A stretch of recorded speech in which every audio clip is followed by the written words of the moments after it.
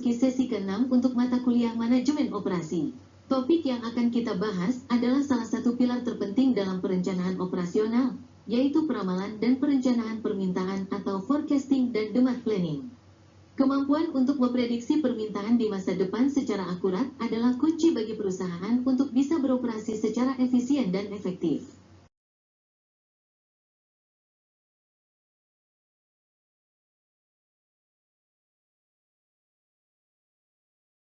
Sebelum kita masuk lebih dalam, mari kita lihat peta jalan kita untuk sesi kali ini. Ini adalah tujuan pembelajaran atau learning objective yang akan kita capai bersama-sama. Di akhir sesi ini, Anda diharapkan mampu untuk: pertama, menjelaskan pentingnya peramalan bagi rantai nilai, value chain. Kita akan lihat bagaimana peramalan tidak hanya penting bagi satu departemen, tetapi bagi keseluruhan aliran bisnis. Kedua, menjelaskan konsep-konsep dasar dari peramalan dan deret waktu, time series. Ini adalah fondasi teori yang harus kita kuasai. Ketiga, kita akan belajar bagaimana mengaplikasikan model simple moving average dan exponential smoothing. Ini adalah dua teknik peramalan kuantitatif yang paling umum digunakan. Keempat, Anda akan mampu menjelaskan cara menerapkan regresi sebagai pendekatan peramalan. Ini adalah metode yang sedikit lebih canggih namun sangat kuat. Kelima, kita akan membahas peran pertimbangan subjektif, judgment, dalam peramalan. Karena tidak selamanya kita bisa bergantung pada data historis semata. Dan terakhir, Anda akan bisa menjelaskan bagaimana teknik peramalan statistik dan subjektif ini diterapkan dalam praktik di dunia nyata.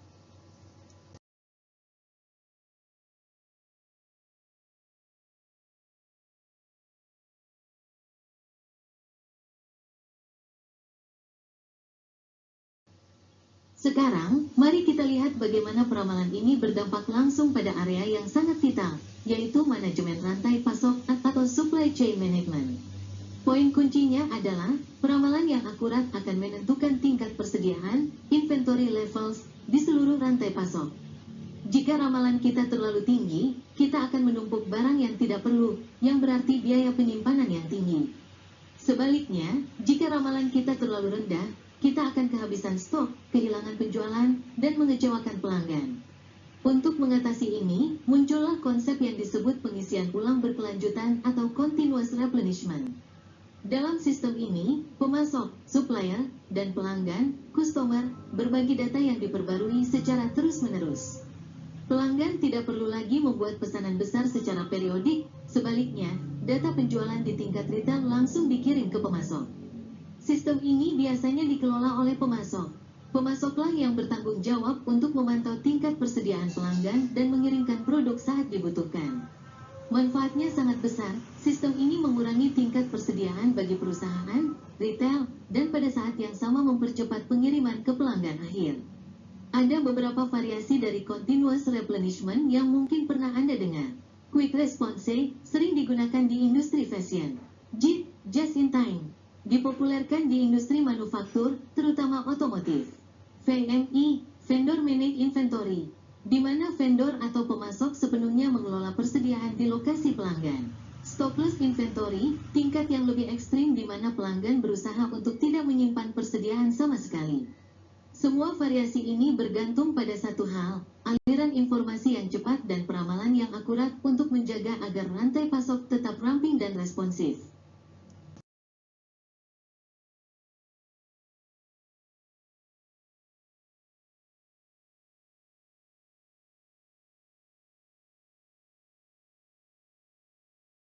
Sekarang mari kita lihat secara visual dampak atau efek dari peramalan yang tidak akurat. Gambar ini dengan sangat jelas menunjukkan bagaimana kesalahan kecil dalam peramalan dapat menimbulkan efek domino di seluruh rantai pasok.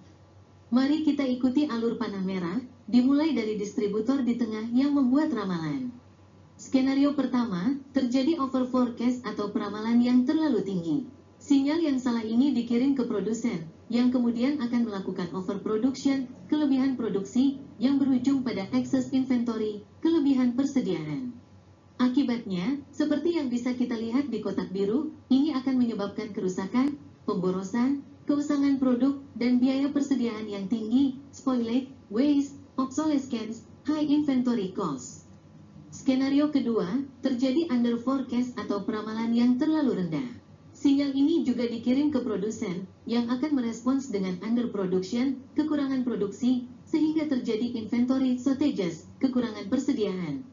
Dampaknya terasa di sisi pelanggan, seperti yang ditunjukkan di kotak hijau, pengiriman yang terlambat, kehabisan stok dan biaya kekurangan, serta biaya pengiriman yang tinggi, late deliveries, stock out and shortage cost, high shipping cost. Jadi, intinya adalah, peramalan yang tidak akurat merugikan di kedua sisi. Terlalu tinggi akan menimbulkan biaya karena pemborosan, terlalu rendah akan menimbulkan biaya karena kehilangan penjualan dan ketidakpuasan pelanggan. Inilah mengapa akurasi dalam peramalan menjadi sangat krusial dalam manajemen operasi.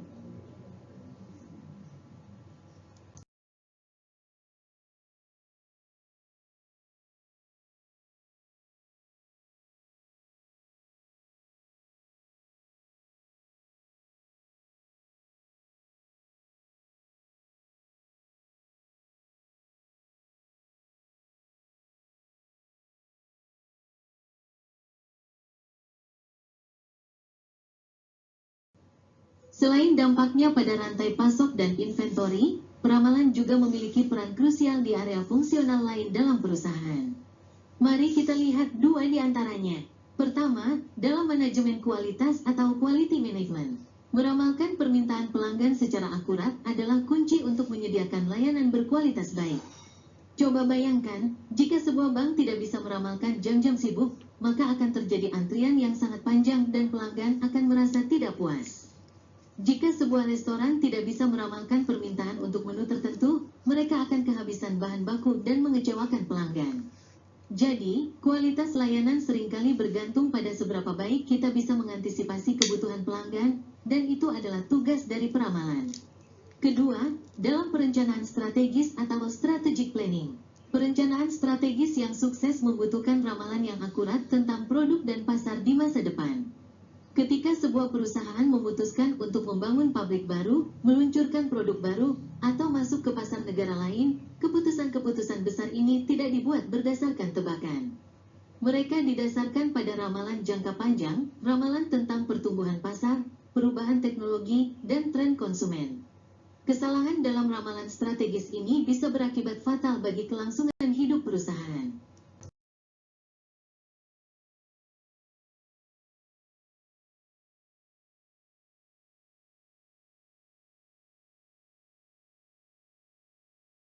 Setelah kita memahami pentingnya peramalan dan dampaknya jika tidak akurat, pertanyaan selanjutnya adalah, metode peramalan mana yang harus kita gunakan? Ada begitu banyak teknik yang tersedia, dan tidak ada satupun metode yang sempurna untuk semua situasi. Pemilihan jenis metode peramalan yang tepat akan sangat bergantung pada 3 faktor utama. Jangka waktu, time frame. Apakah kita sedang meramal untuk minggu depan, kuartal berikutnya, atau untuk 5 tahun ke depan? Kebutuhan peramalan jangka pendek untuk penjadwalan produksi harian akan sangat berbeda dengan peramalan jangka panjang untuk perencanaan kapasitas pabrik.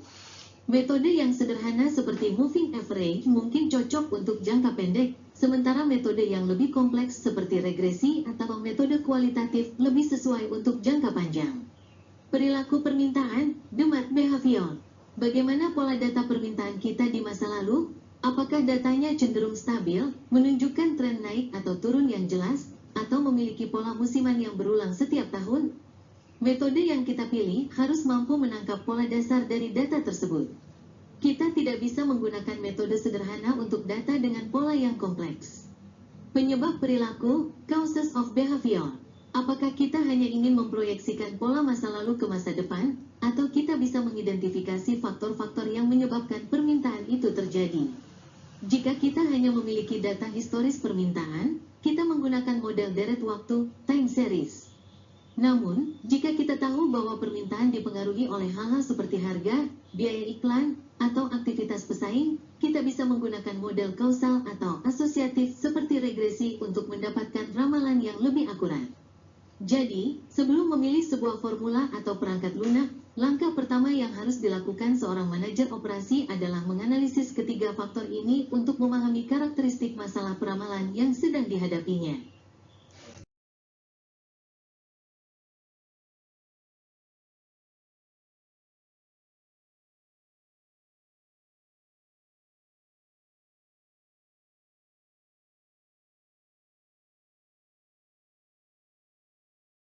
Mari kita mulai dengan definisi yang paling fundamental. Apa itu peramalan atau forecasting? Secara sederhana, peramalan adalah proses memproyeksikan nilai dari satu atau lebih variabel ke masa depan. Titik. Dengan kata lain, ini adalah seni dan ilmu untuk memperkirakan apa yang akan terjadi nanti berdasarkan data yang kita miliki sekarang. Namun, penting untuk dipahami bahwa peramalan bukanlah aktivitas yang terisolasi. Mari kita lihat tabel di slide ini. Tabel ini menunjukkan bagaimana peramalan digunakan di setiap tahap proses bisnis dari awal hingga akhir. Pada tahap mendapatkan pelanggan, gaining a customer, kita melakukan peramalan untuk hal-hal seperti permintaan barang dan jasa, pangsa pasar, dan pendapatan. Titik. Ini membantu kita dalam merencanakan strategi pemasaran dan penjualan.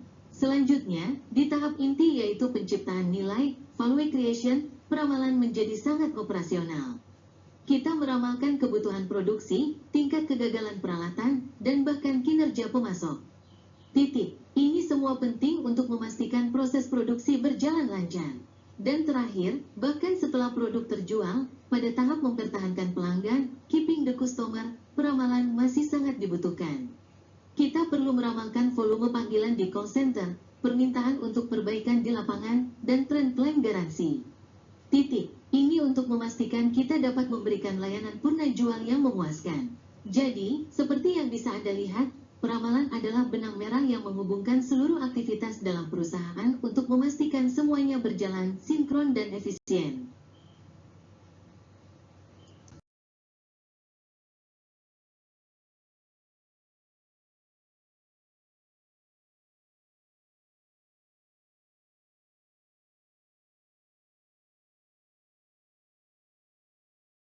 Sekarang kita akan masuk ke beberapa konsep dasar dalam peramalan.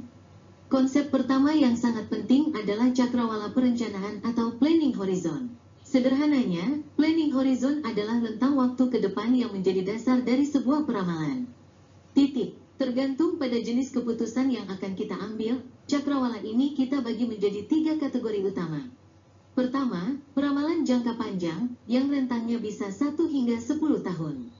Titik. Peramalan ini digunakan untuk keputusan-keputusan yang sangat strategis, seperti ekspansi fasilitas atau merencanakan kebutuhan lahan, tenaga kerja, dan peralatan di masa depan. Titik. Kedua, peramalan jangka menengah dengan periode 3 hingga 12 bulan. Titik. Keputusan di level ini lebih bersifat taktis, contohnya seperti menentukan tingkat kebutuhan tenaga kerja, workforce levels, mengalokasikan anggaran antar divisi, menjadwalkan pekerjaan dan sumber daya, serta membuat rencana pembelian. Titik. Dan yang terakhir, peramalan jangka pendek yang cakupannya hingga 3 bulan ke depan. Titik. Ini adalah peramalan di level operasional yang kita gunakan sehari-hari untuk membuat jadwal produksi, menugaskan pekerja ke pekerjaan spesifik, menentukan kebutuhan kapasitas jangka pendek, dan membantu Departemen Pengiriman dalam merencanakan kebutuhan transportasi serta jadwal pengiriman. Titik.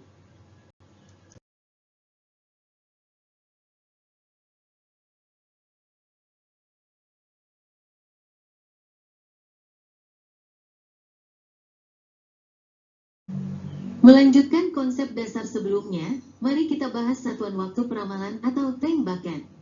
Ini adalah konsep yang sangat terkait erat dengan cakrawala perencanaan.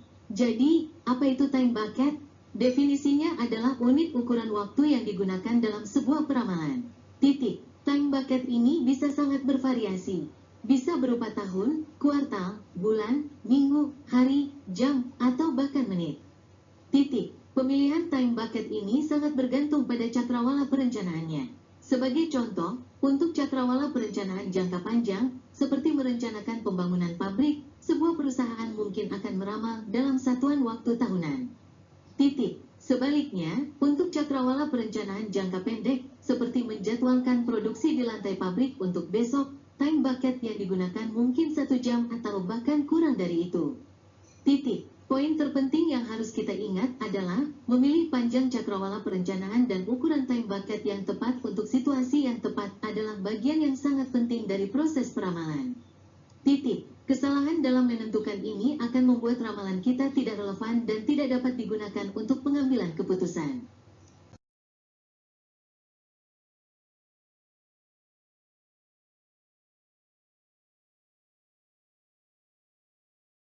Salah satu langkah pertama yang paling fundamental dalam peramalan adalah melihat data historis kita dan mencoba memahami perilaku permintaan atau demand behavior di masa lalu. Data historis yang diurutkan berdasarkan waktu ini secara teknis kita sebut sebagai time series atau deret waktu. Titik. Ketika kita memplot data ini dalam sebuah grafik, kita biasanya akan menemukan beberapa komponen pola. Mari kita bedah satu persatu. Tren. Ini adalah komponen yang paling dasar, yaitu pergerakan naik atau turun yang bersifat gradual dan jangka panjang dari data permintaan. Titik. Contohnya,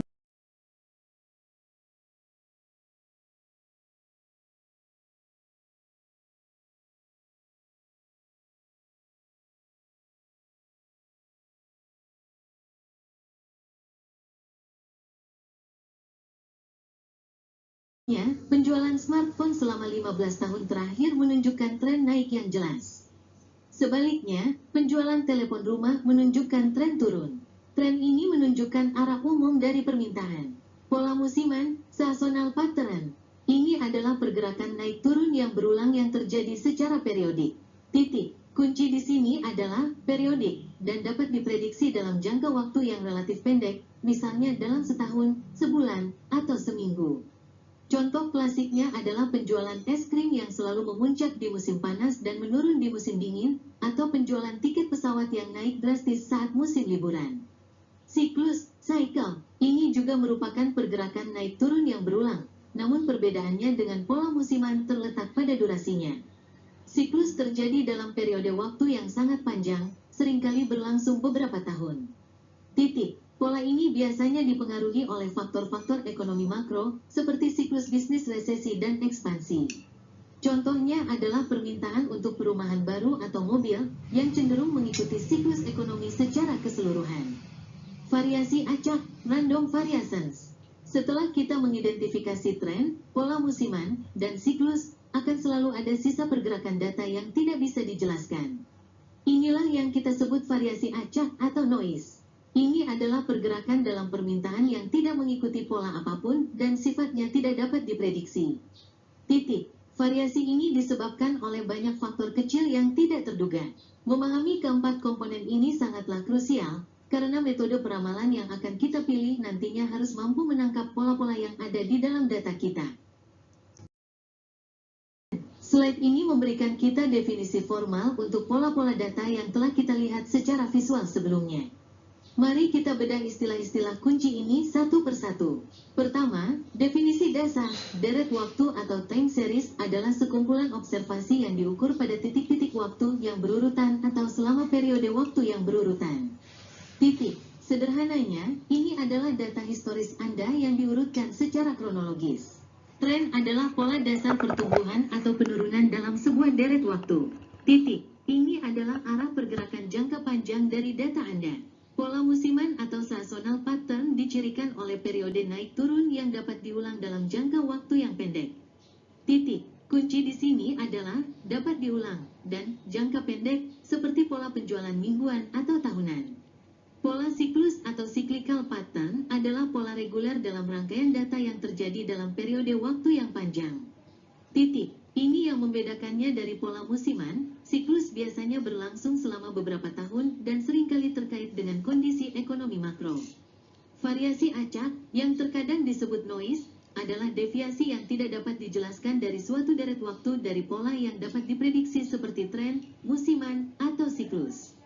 Titik. Ini adalah fluktuasi yang tersisa setelah semua pola utama telah diidentifikasi. Terakhir, ada variasi tidak teratur atau irregular variation. Ini adalah variasi satu kali yang dapat dijelaskan. Titik. Contohnya, jika terjadi bencana alam yang menyebabkan pabrik tutup selama seminggu, penurunan produksi pada minggu itu adalah variasi tidak teratur. Kita tahu penyebabnya, dan itu adalah peristiwa satu kali yang tidak diharapkan akan terulang secara sistematis.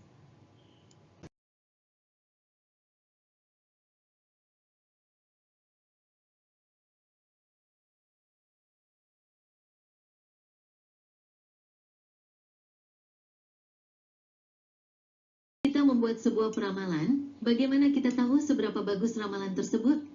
Disinilah kita perlu membahas konsep kesalahan dan akurasi peramalan. Pertama, unit pengukuran yang paling dasar adalah kesalahan peramalan atau forecast error.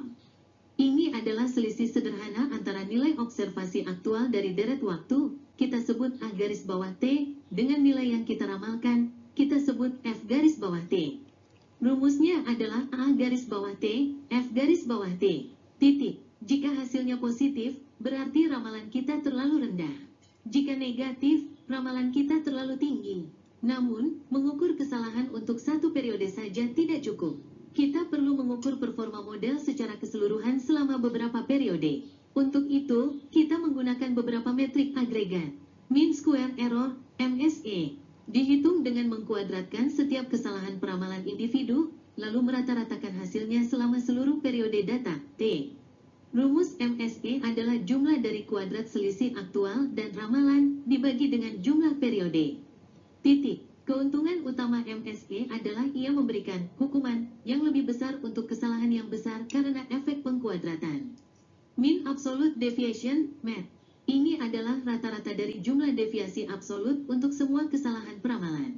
Titik. Berbeda dengan MSE, kita tidak mengkuadratkan kesalahannya, melainkan mengambil nilai absolutnya, mengabaikan tanda positif atau negatif, lalu merata-ratakannya.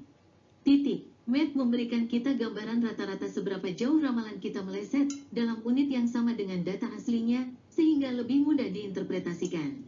Mean Absolute Percentage Error, MAPE. Ini adalah rata-rata dari persentase kesalahan untuk setiap nilai ramalan. Titik. Untuk setiap periode, kita hitung persentase kesalahan absolutnya, lalu kita rata-ratakan.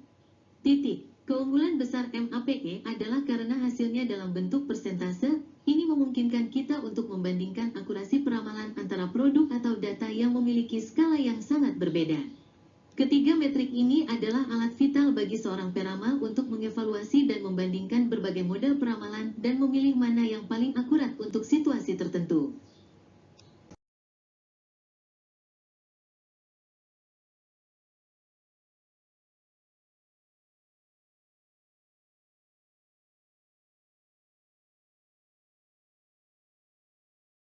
Sekarang mari kita masuk ke dalam dapurnya, yaitu berbagai model peramalan statistik yang bisa kita gunakan.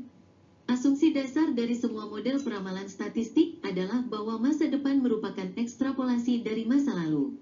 Titik. Dengan kata lain, kita percaya bahwa pola-pola yang terjadi di masa lalu akan berlanjut ke masa depan, dan kita menggunakan metode statistik untuk menangkap dan memproyeksikan pola tersebut. Secara umum, model-model ini bisa kita bagi menjadi dua keluarga besar. Metode deret waktu, time series methods, yang bekerja dengan cara mengekstrapolasi data deret waktu historis. Titik. Metode ini hanya melihat data permintaan dari masa lalu untuk meramal permintaan di masa depan. Dua contoh paling umum yang akan kita pelajari adalah Moving Average, MA, atau rata-rata bergerak. Ini adalah metode di mana peramalan dibuat dengan merata-ratakan K observasi terbaru dalam suatu deret waktu. Titik. Single Exponential Smoothing, SES. Ini adalah teknik peramalan yang menggunakan rata-rata tertimbang, weighted average, dari nilai-nilai deret waktu di masa lalu untuk meramalkan nilai di periode berikutnya. Titik. Perbedaannya dengan MA adalah SES memberikan bobot yang lebih besar pada data yang lebih baru. Metode regresi, regression methods, yang juga mengekstrapolasi data historis, tetapi bisa menyertakan faktor-faktor penyebab, causal faktor, lain yang mungkin mempengaruhi perilaku deret waktu tersebut. Ini adalah keunggulan utama regresi, kita tidak hanya melihat data masa lalu, tapi juga mencoba memahami apa yang menyebabkan permintaan itu naik atau turun. Analisis regresi itu sendiri adalah sebuah metode untuk membangun model statistik yang mendefinisikan hubungan antara satu variabel dependen, misalnya penjualan, dengan satu atau lebih variabel independen, misalnya harga, biaya iklan.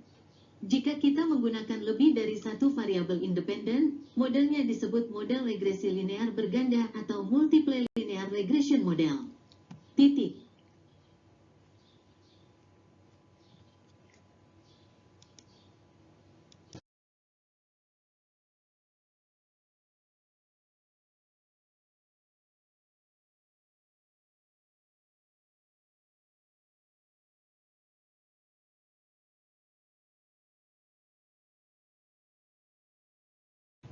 Sejauh ini kita telah membahas model-model peramalan yang sangat bergantung pada data historis. Namun, apa yang terjadi jika kita tidak memiliki data masa lalu? Misalnya saat meluncurkan produk yang benar-benar baru, atau saat memasuki pasar yang sama sekali baru. Disinilah peramalan subjektif atau judgmental forecasting berperan. Seperti yang didefinisikan di slide ini, judgmental forecasting adalah metode peramalan yang bergantung pada opini dan keahlian orang-orang dalam pengembangannya. Kita tidak menggunakan formula statistik, melainkan kebijaksanaan dan pengalaman manusia. Ada beberapa pendekatan yang umum digunakan. Pertama adalah grassroots forecasting atau peramalan dari akar rumput. Metode ini melibatkan bertanya kepada mereka yang paling dekat dengan konsumen akhir, seperti para wiraniaga, sales people, mengenai rencana pembelian pelanggan. Logikanya sederhana, siapa yang lebih tahu tentang apa yang akan dibeli pelanggan selain orang-orang yang bertemu dengan mereka setiap hari? Data dari masing-masing wiraniaga ini kemudian dikumpulkan dan diagregasi untuk membentuk ramalan secara keseluruhan. Kedua adalah metode Delphi atau The Delphi Method. Ini adalah pendekatan yang lebih terstruktur yang melibatkan peramalan berdasarkan opini para ahli, expert opinion, dengan cara mengumpulkan penilaian dan opini dari personel kunci berdasarkan pengalaman dan pengetahuan mereka tentang situasi tersebut. Prosesnya unik, sekelompok ahli memberikan ramalan mereka secara anonim. Hasilnya kemudian dirangkum dan dibagikan kembali kepada kelompok tersebut, yang kemudian diminta untuk merevisi ramalan mereka. Proses ini diulang beberapa putaran hingga tercapai sebuah konsensus. Tujuannya adalah untuk mencapai ramalan yang andal tanpa terpengaruh oleh tekanan sosial atau individu yang dominan dalam sebuah rapat.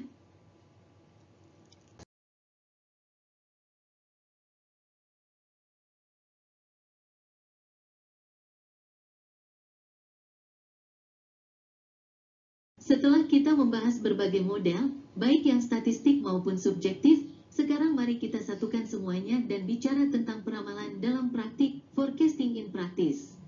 Bagaimana kita menerapkan semua ini di dunia nyata? Langkah pertama yang paling fundamental dalam mengembangkan ramalan yang praktis adalah memahami tujuannya. Apakah ramalan ini untuk memesan bahan baku minggu depan, atau untuk memutuskan pembangunan pabrik baru 5 tahun lagi? Tujuannya akan menentukan segalanya. Tingkat agregasi seringkali menentukan metode yang tepat. Ramalan agregat, misalnya meramalkan total penjualan semua jenis mobil di Indonesia, umumnya jauh lebih mudah untuk dibuat. Sebaliknya, ramalan yang detail, seperti meramalkan penjualan mobil tipe A warna merah di Kota Bogor, membutuhkan lebih banyak waktu dan sumber daya. Pemilihan metode peramalan bergantung pada beberapa faktor kunci. 2. Rentang waktu untuk peramalan yang dibuat. Frekuensi pembaruan ramalan yang dibutuhkan. Kebutuhan data yang tersedia. Tingkat akurasi yang diinginkan. Dan keterampilan kuantitatif yang diperlukan untuk menjalankan model tersebut. Terakhir, pekerjaan seorang peramal tidak berhenti setelah model dibuat. Peramal harus terus memantau sebuah ramalan untuk menentukan kapan sebaiknya model tersebut diubah atau diperbarui. Salah satu alat untuk melakukan ini adalah sinyal pelacakan atau tracking signal. Alat ini menyediakan sebuah metode untuk mengukur bias, yaitu kecenderungan ramalan untuk secara konsisten lebih besar atau lebih kecil dari nilai aktualnya. Dengan memantau tracking signal, kita bisa tahu jika model kita sudah tidak lagi akurat dan perlu penyesuaian.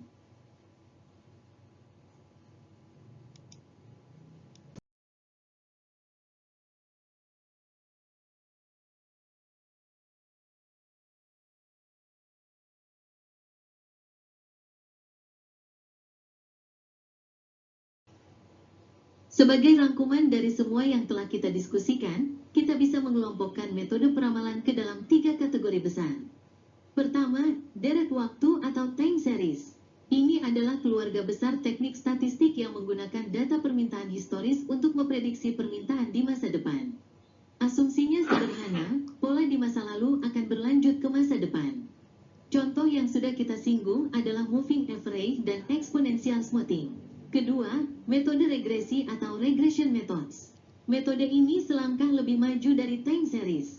Regresi tidak hanya melihat data permintaan masa lalu, tetapi juga berusaha untuk mengembangkan hubungan matematis antara permintaan dengan faktor-faktor yang menyebabkan perilaku permintaan tersebut.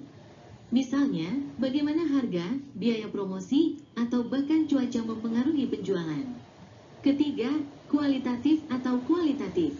Ini adalah pendekatan yang sama sekali berbeda. Metode kualitatif menggunakan penilaian, keahlian, dan opini manajemen untuk memprediksi permintaan di masa depan. Pendekatan ini sangat berguna ketika data historis tidak tersedia atau tidak lagi relevan, seperti saat meluncurkan produk yang benar-benar baru.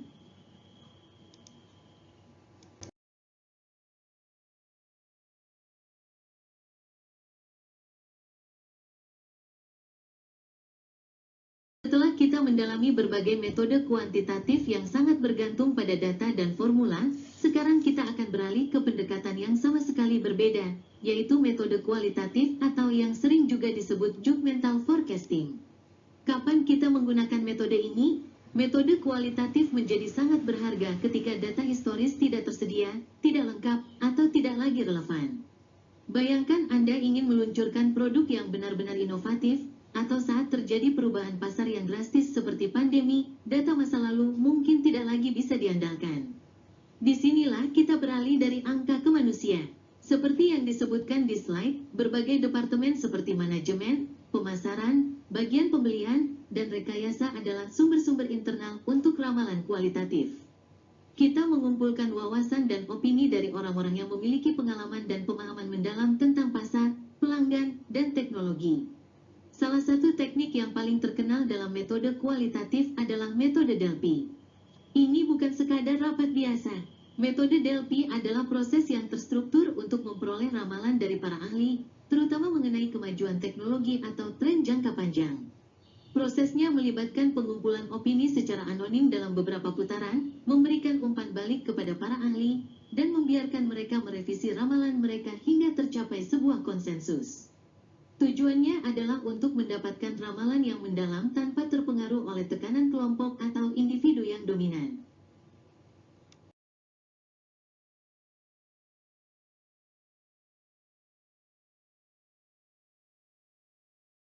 Mari kita bahas slide yang menampilkan proses peramalan atau forecasting process. Diagram alir ini memberikan kita peta jalan yang sangat jelas tentang bagaimana seharusnya kita melakukan peramalan secara profesional dan sistematis. Mari kita ikuti alurnya dari awal hingga akhir.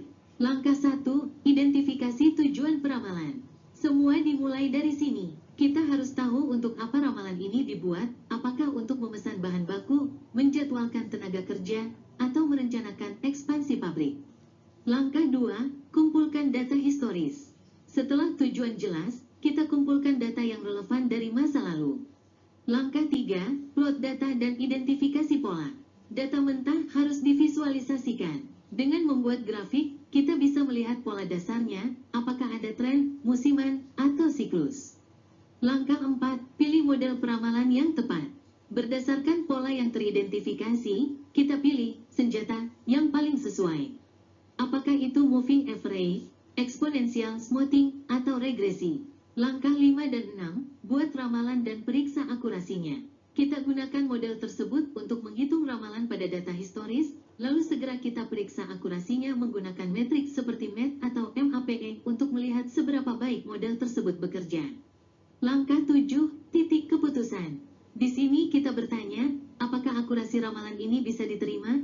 Jika tidak, maka kita harus kembali ke langkah 8B, di mana kita memilih model baru atau menyesuaikan parameter model yang ada, lalu ulangi prosesnya.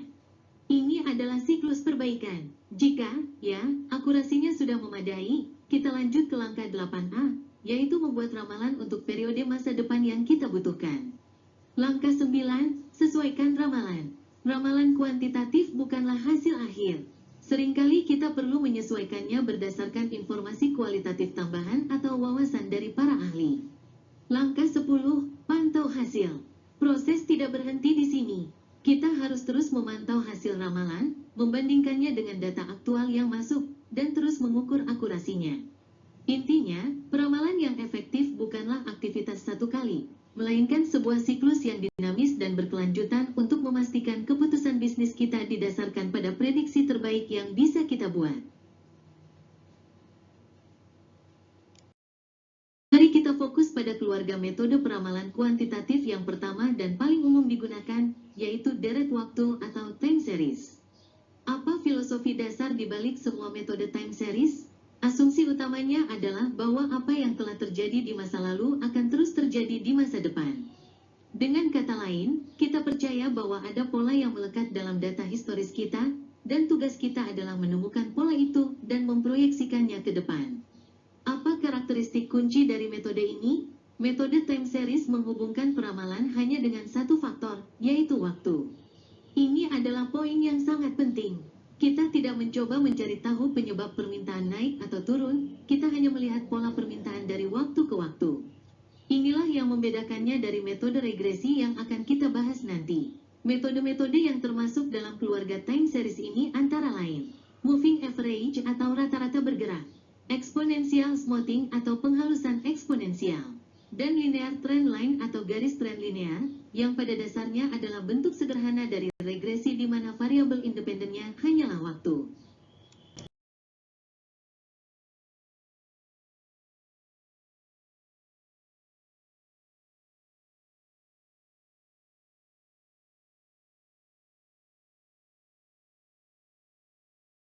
Mari kita bedah salah satu metode time series yang paling intuitif, yaitu rata-rata bergerak atau moving average. Ide dasarnya adalah menghaluskan fluktuasi acak dalam data untuk melihat pola dasarnya. Pertama, ada bentuk yang paling sederhana, yaitu ramalan naif atau naive forecast. Metode ini sangat dasar, permintaan pada periode saat ini digunakan sebagai ramalan untuk periode berikutnya. Jadi, jika penjualan bulan ini 100 unit, maka ramalan untuk bulan depan adalah 100 unit. Meskipun sangat sederhana, metode ini sering digunakan sebagai baseline atau pembanding untuk mengukur seberapa baik kinerja metode yang lebih canggih. Kedua, adalah metode yang lebih umum, yaitu rata-rata bergerak sederhana atau simple moving average. Metode ini menggunakan rata-rata permintaan untuk urutan periode yang tetap. Misalnya, untuk membuat ramalan bulan April, kita bisa menggunakan rata-rata penjualan dari bulan Januari, Februari, dan Maret. Ini disebut 3 period moving average. Metode ini paling cocok digunakan ketika kita memiliki permintaan yang stabil tanpa ada pola perilaku yang menonjol seperti tren atau musiman yang kuat. Ketiga, sebagai penyempurnaan dari metode sebelumnya, ada rata-rata bergerak tertimbang atau weighted moving average.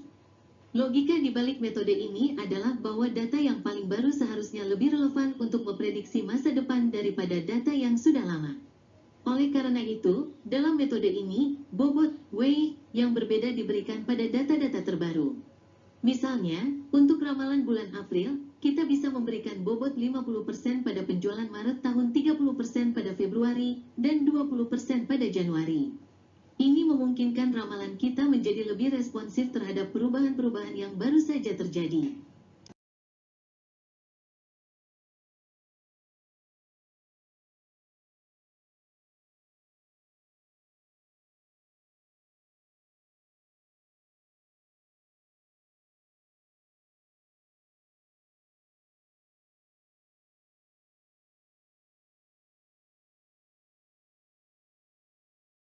Mari kita bedah salah satu metode time series yang paling intuitif, yaitu rata-rata bergerak atau moving average. Ide dasarnya adalah menghaluskan fluktuasi acak dalam data untuk melihat pola dasarnya. Pertama, ada bentuk yang paling sederhana, yaitu ramalan naif atau naive forecast. Metode ini sangat dasar, permintaan pada periode saat ini digunakan sebagai ramalan untuk periode berikutnya. Jadi, jika penjualan bulan ini 100 unit, maka ramalan untuk bulan depan adalah 100 unit. Meskipun sangat sederhana, metode ini sering digunakan sebagai baseline atau pembanding untuk mengukur seberapa baik kinerja metode yang lebih canggih. Kedua, adalah metode yang lebih umum, yaitu rata. Mari kita bahas salah satu metode peramalan deret waktu yang paling dasar dan intuitif, yaitu rata-rata bergerak sederhana atau simple moving average. Ide di balik metode ini sangat sederhana. Untuk meramal permintaan di periode berikutnya, kita cukup mengambil rata-rata dari permintaan aktual pada beberapa periode terakhir. Tujuannya adalah untuk menghaluskan fluktuasi acak dalam data. Mari kita lihat formulanya. Formula untuk rata-rata bergerak N periode atau M garis bawah N adalah di mana N adalah jumlah periode yang kita putuskan untuk dimasukkan dalam perhitungan rata-rata, misalnya 3 bulan, 5 minggu, del. D garis bawah I adalah permintaan aktual pada periode KI. Sebagai contoh, jika kita ingin membuat ramalan 3 bulan untuk bulan April, kita akan menjumlahkan permintaan aktual dari bulan Januari, Februari, dan Maret, lalu membagi totalnya dengan 3. Hasilnya adalah ramalan kita untuk bulan April. Disebut bergerak karena setiap kali kita maju satu periode, kita akan membuang data terlama dan memasukkan data terbaru ke dalam perhitungan rata-rata kita. Metode ini paling cocok digunakan ketika permintaan relatif stabil tanpa adanya tren atau pola musiman yang kuat.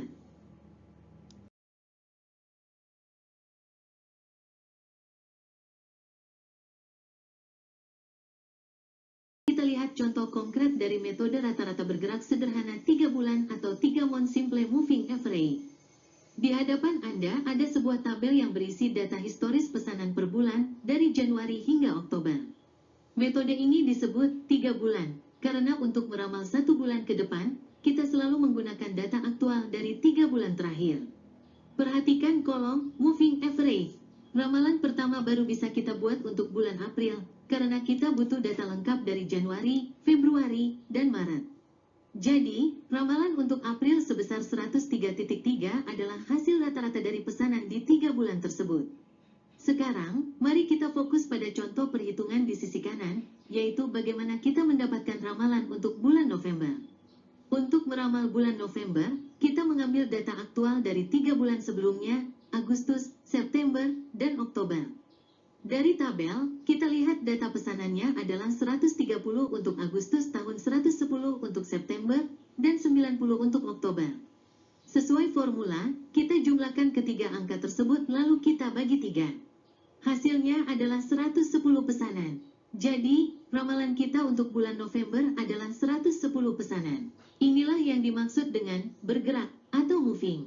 Setiap kali kita maju satu periode, kita akan membuang data bulan terlama dan memasukkan data bulan terbaru ke dalam perhitungan rata-rata.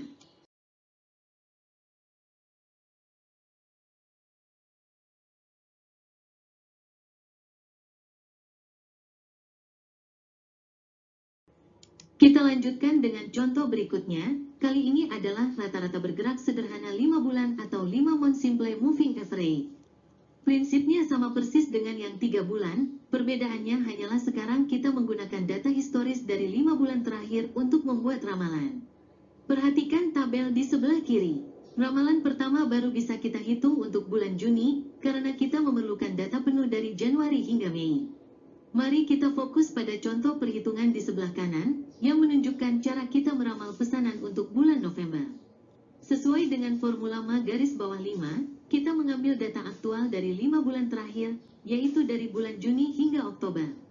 Kita jumlahkan nilai pesanannya, 50 untuk Juni tahun 75 untuk Juli tahun 130 untuk Agustus tahun 110 untuk September, dan 90 untuk Oktober. Lalu, hasil penjumlahannya kita bagi dengan 5. Hasilnya, seperti yang bisa Anda lihat, adalah 91 pesanan untuk bulan November. Jadi, dengan menggunakan rata-rata bergerak 5 bulan, ramalan kita untuk bulan November adalah 91 pesanan. Dengan menggunakan lebih banyak periode, 5 bulan vs 3 bulan, ramalan yang dihasilkan cenderung lebih halus dan kurang reaktif terhadap fluktuasi jangka pendek.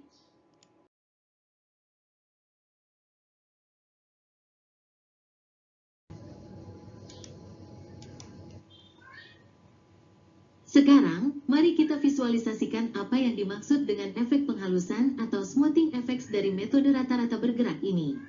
Grafik ini membandingkan data pesanan aktual dengan hasil ramalan dari metode 3 bulan dan 5 bulan yang baru saja kita hitung. Perhatikan garis biru tebal yang naik turun dengan tajam. Ini adalah data aktual pesanan kita. Anda bisa lihat betapa fluktuatifnya data ini dari bulan ke bulan. Sekarang lihat garis ungu, ini adalah ramalan 3 bulan, 3 month. Garis ini mengikuti arah umum dari data aktual, tetapi puncaknya tidak setinggi dan lembahnya tidak serendah data aktual. Ini menunjukkan bahwa metode rata-rata bergerak telah menghaluskan sebagian dari fluktuasi acak. Terakhir, perhatikan garis coklat, yaitu ramalan 5 bulan, 5 month. Garis ini adalah yang paling datar atau paling halus di antara ketiganya. Karena kita merata-ratakan data dari periode yang lebih panjang, 5 bulan, ramalan ini menjadi kurang responsif terhadap perubahan-perubahan mendadak dalam data aktual. Kesimpulan pentingnya adalah, semakin banyak periode yang kita masukkan dalam perhitungan rata-rata bergerak, semakin besar efek penghalusannya. Ramalan akan menjadi lebih stabil, tetapi juga akan lebih lambat dalam merespons perubahan tren yang sesungguhnya. Pemilihan jumlah periode ini adalah sebuah pertukaran, trade-off, antara stabilitas dan responsivitas. Setelah kita membahas Simple Moving Average, di mana setiap periode data historis diberi bobot yang sama, sekarang kita akan melihat penyempurnaannya, yaitu rata-rata bergerak tertimbang atau Weighted Moving Average. Apa ide utama di balik metode ini? Seperti yang disebutkan di poin pertama, metode ini menyesuaikan metode rata-rata bergerak agar dapat lebih mencerminkan fluktuasi data. Logikanya adalah bahwa data yang paling baru seharusnya memiliki pengaruh yang lebih besar terhadap ramalan masa depan dibandingkan data yang sudah lama. Mari kita lihat formulanya. WMA garis bawah N adalah Weighted Moving Average untuk N periode. Perhitungannya adalah jumlah dari perkalian antara W garis bawah I, bobot untuk periode ke I, dengan D garis bawah I, permintaan aktual pada periode ke I. Ada dua aturan penting di sini. W garis bawah I adalah bobot untuk periode I, nilainya antara 0 hingga 100%. Manajer akan menentukan bobot ini berdasarkan penilaiannya, biasanya memberikan bobot tertinggi untuk data yang paling baru. Jumlah dari semua bobot, sum W garis bawah I, harus sama dengan pukul 1 atau 100%. Sebagai contoh, untuk ramalan 3 bulan, kita bisa saja menetapkan bobot 50% untuk bulan terakhir, 30% untuk 2 bulan lalu, dan 20% untuk 3 bulan lalu. Dengan cara ini, ramalan kita akan menjadi lebih responsif terhadap perubahan-perubahan permintaan yang baru saja terjadi.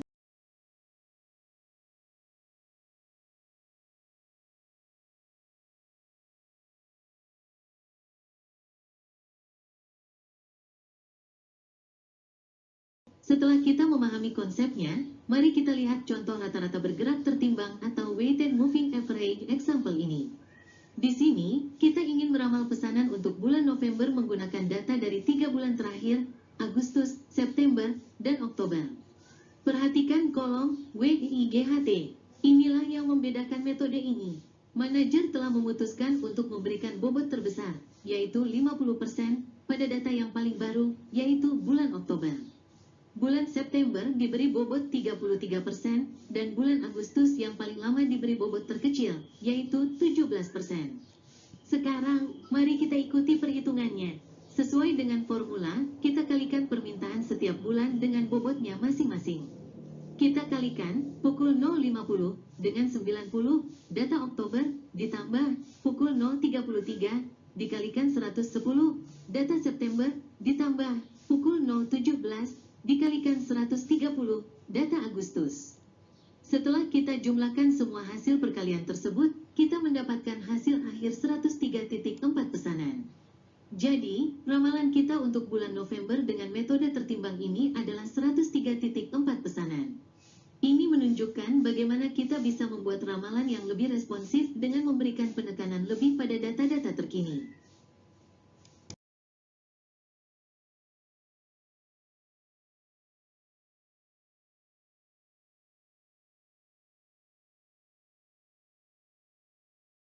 Sekarang kita beralih ke metode time series berikutnya yang sangat populer dan sedikit lebih canggih daripada moving average, yaitu penghalusan eksponensial atau exponential smoothing. Meskipun disebut sebagai metode perata-rataan, averaging method, cara kerjanya unik. Keunggulan utamanya adalah metode ini secara otomatis memberikan bobot yang lebih kuat pada data yang paling baru. Logikanya sama dengan weighted moving average, yaitu data terkini adalah prediktor terbaik untuk masa depan. Namun, cara eksponensial smoothing memberikan bobot ini bersifat eksponensial, di mana bobotnya menurun secara halus seiring dengan lamanya data. Karena karakteristik ini, eksponensial smoothing lebih reaktif terhadap perubahan-perubahan terkini dalam data permintaan. Jika ada lonjakan penjualan mendadak bulan lalu, metode ini akan menangkap sinyal itu lebih cepat daripada simple moving average. Metode ini adalah salah satu teknik peramalan yang paling banyak digunakan dan terbukti akurat di dunia industri.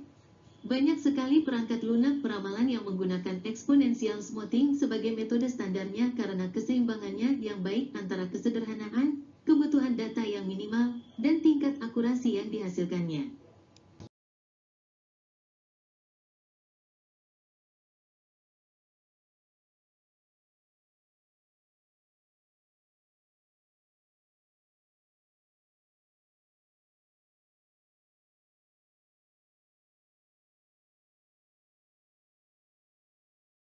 Kita lihat mesin di balik metode exponential smoothing. Inilah formula yang membuatnya bekerja, dan pada pandangan pertama mungkin terlihat rumit, tetapi sebenarnya sangat elegan dan sederhana. Formula dasarnya adalah F garis bawah T plus 1, sama dengan alpha D garis bawah T plus 1 alpha F garis bawah T. Mari kita bedah komponennya satu persatu, sesuai yang tertera di slide. F garis bawah T plus 1 adalah ramalan untuk periode berikutnya, inilah yang ingin kita cari. D garis bawah T adalah permintaan aktual untuk periode sekarang. Ini adalah data terbaru yang baru saja kita dapatkan. F garis bawah T adalah ramalan yang telah ditentukan sebelumnya untuk periode sekarang. Ini adalah ramalan yang kita buat di periode lalu untuk periode ini. Dan yang terakhir, alpha adalah faktor pembobot atau konstanta penghalusan, smoothing constant. Jadi, jika kita lihat, formula ini sebenarnya mengatakan hal yang sangat intuitif. Ramalan baru kita adalah rata-rata tertimbang dari dua hal, permintaan aktual terbaru, dan ramalan lama kita. Seberapa besar bobot yang kita berikan pada data aktual terbaru ditentukan oleh nilai alpha. Nilai alpha ini kita pilih, dan biasanya berada di antara 0 dan 1. Jika kita memilih alpha yang tinggi, misalnya 0,8, artinya ramalan kita akan sangat responsif terhadap data terbaru. Jika kita memilih alpha yang rendah, misalnya 0,2, ramalan kita akan lebih stabil dan lebih halus. Keindahan metode ini adalah kita hanya perlu menyimpan 3 informasi untuk membuat ramalan berikutnya, ramalan terakhir, permintaan aktual terakhir, dan konstanta alpha.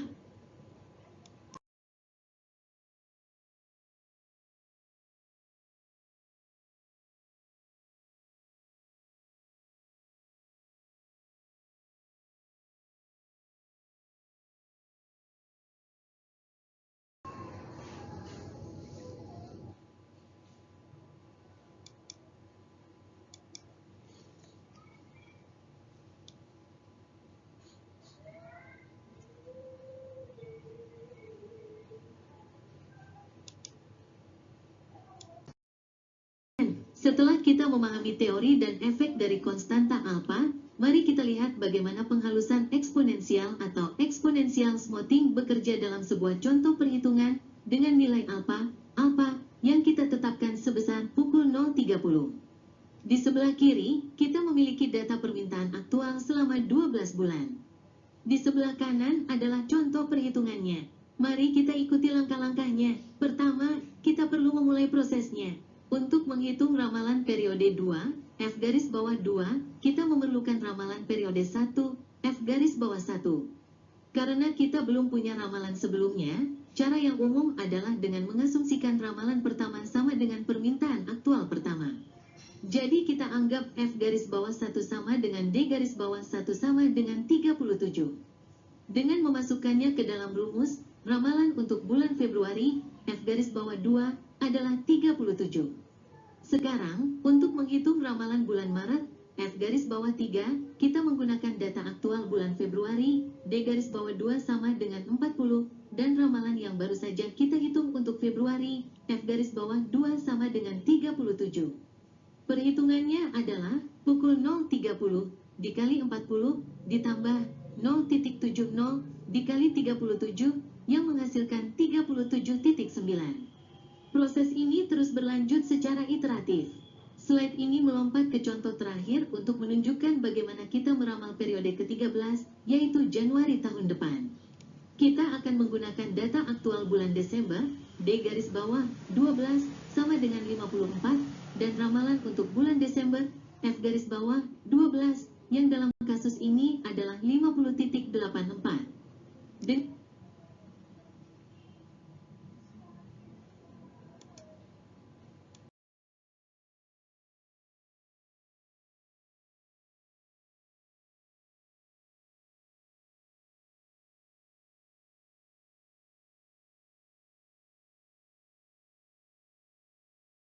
Pada slide sebelumnya kita sudah melihat contoh perhitungan dengan alfa pukul 0.30.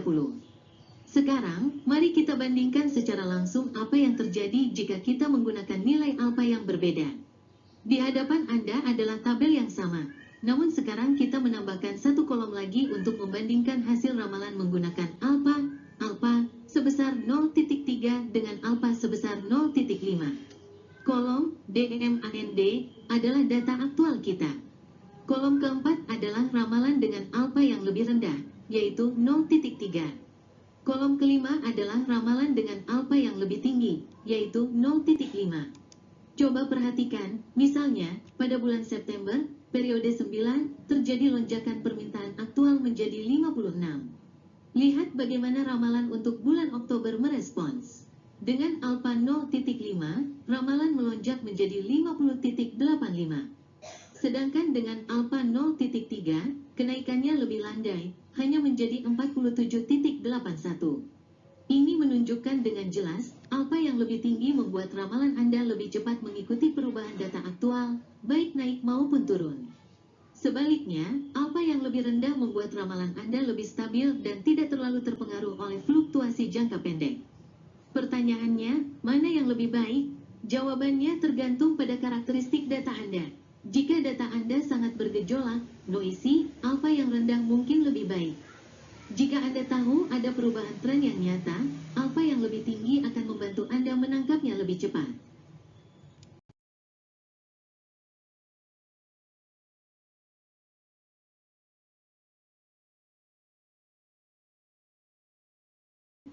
Pertama, perhatikan garis biru yang paling bergejolak, yang diberi label aktual. Ini adalah data permintaan aktual kita dari bulan ke bulan, dan seperti yang bisa Anda lihat, data ini cukup fluktuatif. Sekarang, mari kita lihat kedua garis ramalan.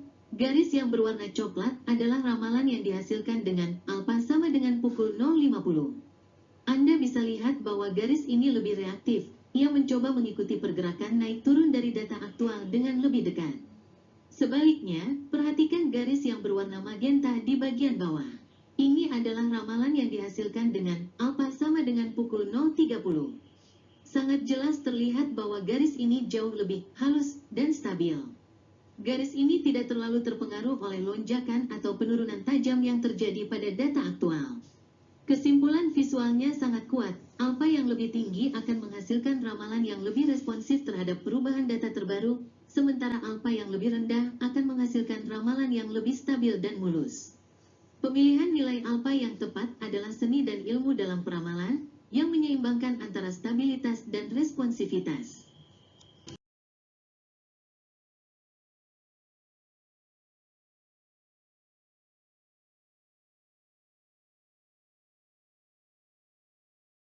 Sejauh ini, metode exponential smoothing yang telah kita bahas, yang sering disebut single exponential smoothing, bekerja dengan sangat baik untuk data yang relatif stabil.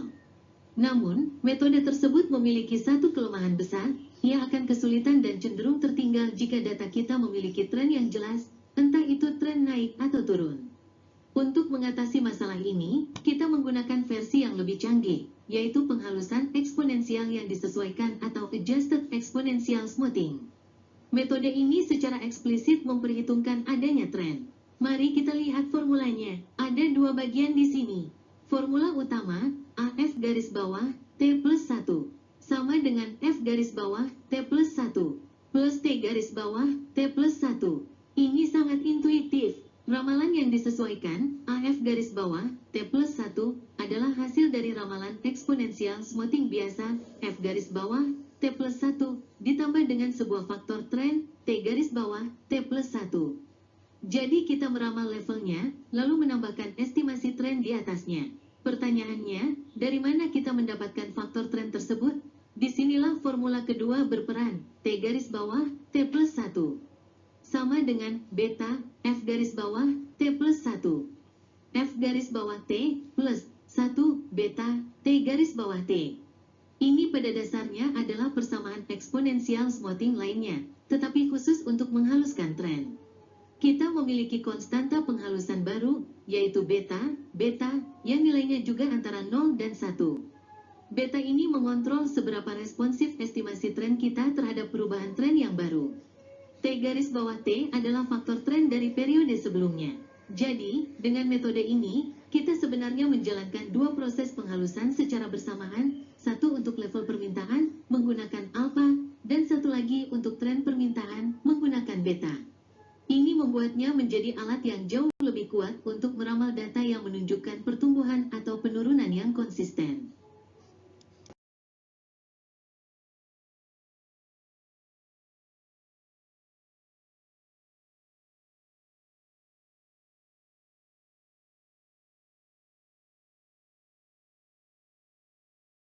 Di slide ini, kita akan mengaplikasikan metode tersebut dengan menggunakan konstanta penghalusan untuk tren, atau beta, yang telah ditetapkan sebesar pukul 0.30. Di sebelah kanan, kita bisa lihat langkah-langkah perhitungannya. Mari kita fokus pada cara kita mendapatkan ramalan untuk periode ketiga. Pertama, kita harus menghitung faktor trennya, yaitu T garis bawah 3. Formulanya adalah beta dikali selisih ramalan dasar F garis bawah 3 F garis bawah 2 ditambah 1 beta dikali faktor tren sebelumnya T garis bawah 2. Untuk memulai proses, kita asumsikan faktor tren awal T garis bawah 2 adalah 0. Dengan memasukkan angka-angkanya, kita mendapatkan faktor tren untuk periode 3 sebesar pukul 0.45. Setelah itu, kita bisa menghitung ramalan yang disesuaikan atau AF garis bawah 3. Caranya adalah dengan menjumlahkan ramalan dasar F garis bawah 3 dengan faktor tren yang baru saja kita hitung, T garis bawah 3.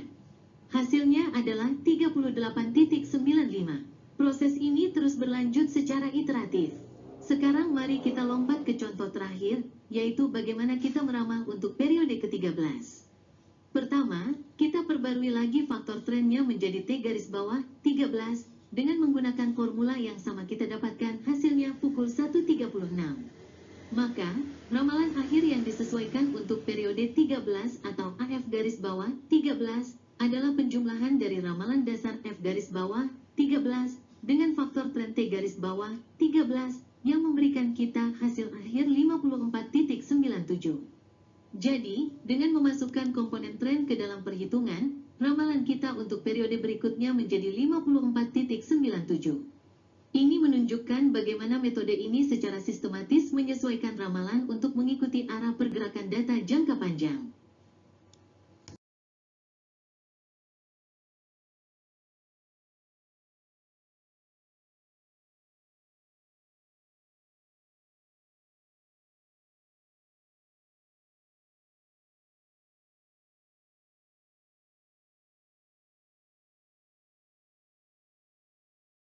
Pada slide ini kita bisa melihat rangkuman hasil perhitungan lengkap dari metode penghalusan eksponensial yang disesuaikan atau Adjusted Exponential Smoothing. Tabel ini menunjukkan prosesnya secara iteratif dari bulan Januari hingga Desember dan akhirnya menghasilkan ramalan untuk bulan Januari tahun berikutnya, periode 13. Mari kita perhatikan kolom-kolomnya. Selain kolom DEMAND yang merupakan data aktual, kita sekarang punya 3 kolom hasil perhitungan. Kolom FORECAST, F garis bawah, T plus 1, adalah ramalan dasar yang dihitung dengan single exponential smoothing biasa. Kolom tren T garis bawah, T plus 1, adalah komponen tren yang dihaluskan, yang kita hitung dengan konstanta beta. Dan kolom terakhir, ADJUSTEDFORECAST, AF garis bawah, T plus 1, adalah ramalan akhir kita, yang merupakan hasil penjumlahan dari kolom FORECAST dan tren. Sebagai contoh, lihat pada periode 3, Maret.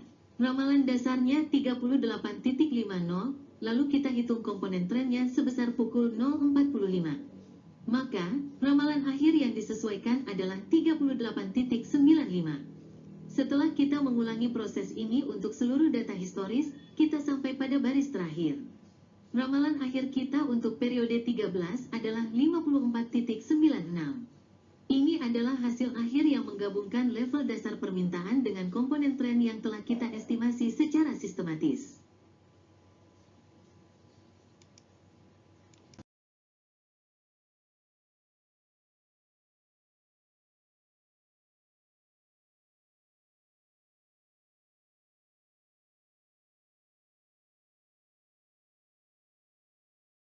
Untuk menyimpulkan pembahasan kita tentang Adjusted Exponential Smoothing, mari kita lihat grafik ini yang secara visual membandingkan performa dari beberapa model. Grafik ini menunjukkan dengan sangat jelas mengapa kita memerlukan metode yang disesuaikan ketika berhadapan dengan data yang memiliki tren. Pertama, perhatikan garis biru tebal yang diberi label aktual. Ini adalah data permintaan aktual kita, dan sangat jelas terlihat bahwa data ini memiliki tren naik yang konsisten dari waktu ke waktu.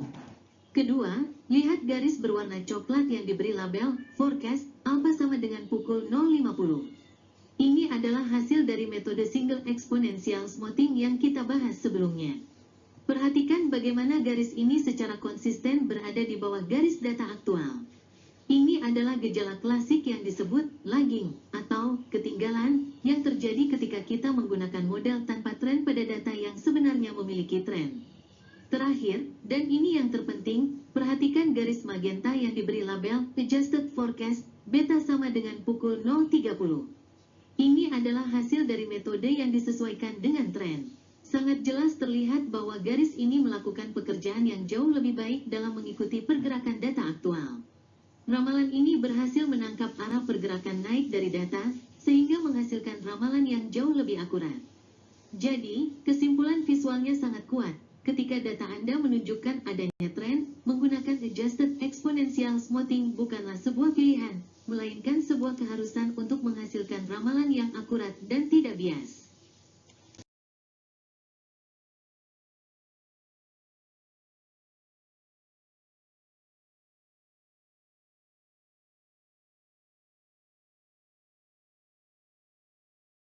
Sekarang kita akan melihat sebuah metode yang secara eksplisit dirancang untuk menangkap tren dalam data. Metode ini disebut garis tren linear atau linear trend line. Ide dasarnya adalah kita mencoba menggambar sebuah garis lurus yang paling pas, best fit, melalui data historis kita yang menunjukkan adanya tren.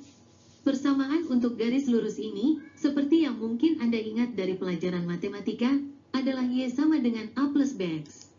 Mari kita definisikan setiap komponen dalam konteks peramalan. Y adalah ramalan permintaan untuk suatu periode di masa depan. A adalah titik potong, intercept, yang merepresentasikan nilai ramalan kita pada periode waktu 0. B adalah kemiringan, slope, dari garis tersebut. Ini adalah komponen yang paling penting, karena B menunjukkan seberapa besar rata-rata kenaikan atau penurunan permintaan kita setiap periodenya. Jadi, B adalah ukuran tren kita. X adalah periode waktu yang ingin kita ramal, misalnya bulan ke-13, ke-14, des. Pertanyaan kuncinya adalah, bagaimana kita menemukan nilai A dan B yang terbaik untuk data kita? Disinilah statistik membantu. Kita harus menghitung B terlebih dahulu menggunakan formula yang tertera di slide. Setelah nilai B ditemukan, kita dapat dengan mudah menghitung A menggunakan formula A sama dengan bar Y, B bar X. Untuk melakukan perhitungan ini, kita perlu beberapa nilai dasar dari data historis kita, yaitu N, jumlah periode, bar X, rata-rata dari nilai X, dan bar Y, rata-rata dari nilai Y atau permintaan aktual. Pada dasarnya, metode ini adalah bentuk paling sederhana dari analisis regresi, di mana kita menggunakan waktu sebagai satu-satunya variabel prediktor. Ini adalah alat yang sangat kuat ketika kita berhadapan dengan data yang menunjukkan tren pertumbuhan atau penurunan yang konsisten.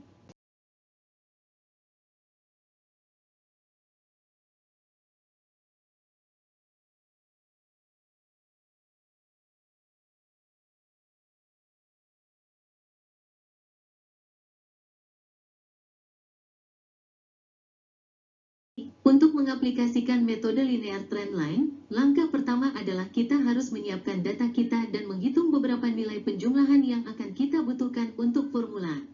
Slide ini menunjukkan contoh least squares, yang merupakan nama teknis untuk metode yang kita gunakan untuk menemukan garis tren terbaik. Di hadapan Anda ada sebuah tabel yang berisi semua perhitungan awal yang diperlukan. Mari kita bedah kolom-kolomnya. Kolom pertama, X period, adalah variabel waktu kita. Kita hanya memberikan nomor urut pada setiap periode, dari 1 untuk Januari hingga 12 untuk Desember. Kolom kedua, Y, DEMAND, adalah data permintaan aktual kita selama 12 periode tersebut. Kolom ketiga, Se adalah hasil perkalian antara kolom X dan Y untuk setiap barisnya. Misalnya, untuk baris pertama, 37 dikali 1 sama dengan 37. Ini kita butuhkan untuk menghitung pembilang dalam formula slope. Kolom keempat, X tanda kuadrat, adalah hasil kuadrat dari kolom X. Misalnya, untuk baris kedua, 2 kuadrat adalah 4.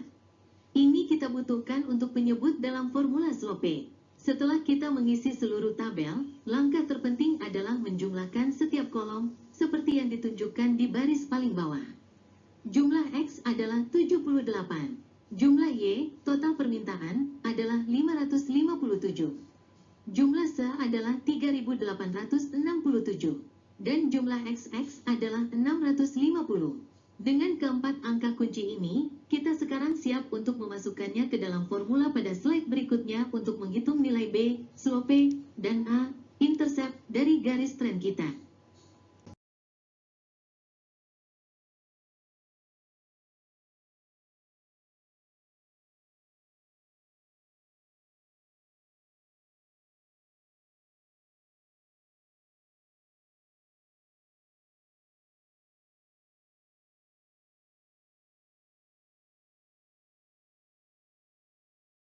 Setelah pada slide sebelumnya kita sudah menyiapkan tabel dengan semua nilai penjumlahan yang kita butuhkan, sekarang kita akan menggunakan angka-angka tersebut untuk menghitung komponen utama dari garis tren kita. Ini adalah contoh least squares dalam aksi. Langkah pertama adalah menghitung nilai rata-rata. Rata-rata dari periode waktu, atau bar, X, adalah 78 dibagi 12, yang hasilnya adalah 6,5.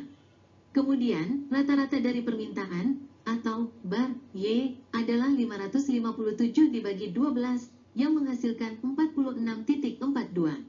Sekarang, kita masuk ke perhitungan yang paling penting, yaitu menghitung kemiringan atau slope, yang kita simbolkan dengan B, dengan memasukkan semua nilai yang sudah kita dapatkan dari tabel sebelumnya, seperti sum S, sum XX, N, bar X, dan bar Y, ke dalam formula, kita mendapatkan nilai B sebesar 1,72. Angka ini sangat penting, ini memberitahu kita bahwa secara rata-rata, permintaan cenderung meningkat sebesar 1,72 unit setiap periodenya. Setelah kita mengetahui nilai B, menghitung titik potong atau intercept, yaitu A, menjadi sangat mudah. Kita cukup menggunakan formula A sama dengan bar Y, B, bar X.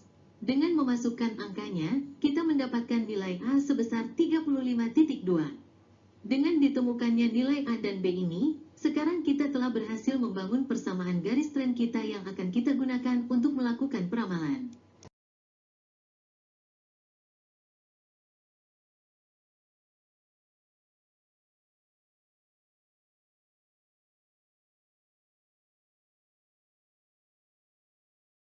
Setelah kita bersusah payah menghitung nilai A dan B pada slide sebelumnya, inilah hasil akhirnya.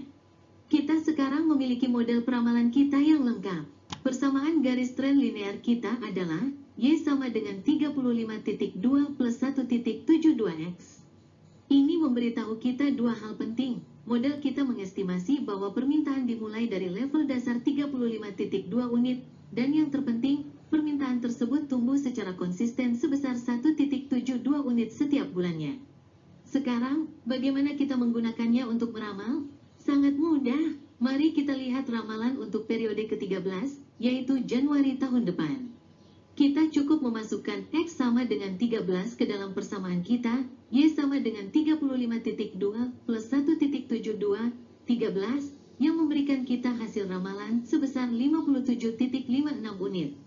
Sekarang, mari kita lihat visualisasinya di grafik. Titik-titik hitam yang dihubungkan dengan garis biru adalah data aktual kita yang berfluktuasi. Garis lurus berwarna magenta adalah garis tren linear yang telah kita hitung. Seperti yang bisa Anda lihat, garis ini tidak melewati setiap titik data secara sempurna, dan memang tidak seharusnya begitu. Tujuannya adalah untuk menjadi garis best fit yang menangkap arah pergerakan umum dari data. Dan grafik ini menunjukkan dengan jelas bagaimana garis tren kita berhasil merepresentasikan tren naik yang ada dalam data permintaan kita.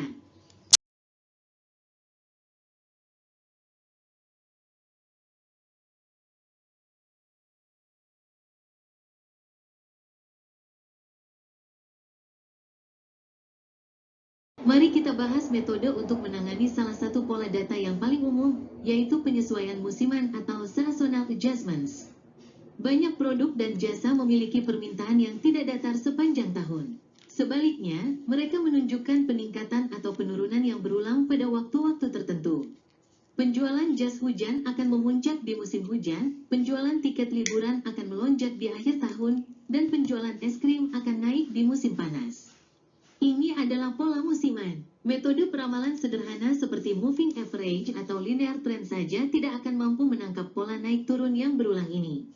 Oleh karena itu, kita perlu melakukan penyesuaian. Caranya adalah dengan menggunakan faktor musiman, seasonal factor, untuk menyesuaikan ramalan dasar kita. Faktor musiman ini pada dasarnya adalah sebuah indeks yang memberitahu kita seberapa besar proporsi permintaan yang biasanya terjadi di setiap musim, misalnya setiap kuartal atau setiap bulan. Kita menghitungnya dengan formula, di mana S garis bawah I adalah faktor musiman untuk musim KI. D garis bawah I adalah total permintaan historis untuk musim KI, misalnya total penjualan semua kuartal 1 selama beberapa tahun terakhir. Sum D adalah total permintaan historis untuk semua musim. Dengan menghitung faktor ini, kita dapat memecah sebuah ramalan tahunan yang agregat menjadi ramalan per musim yang jauh lebih akurat dan realistis.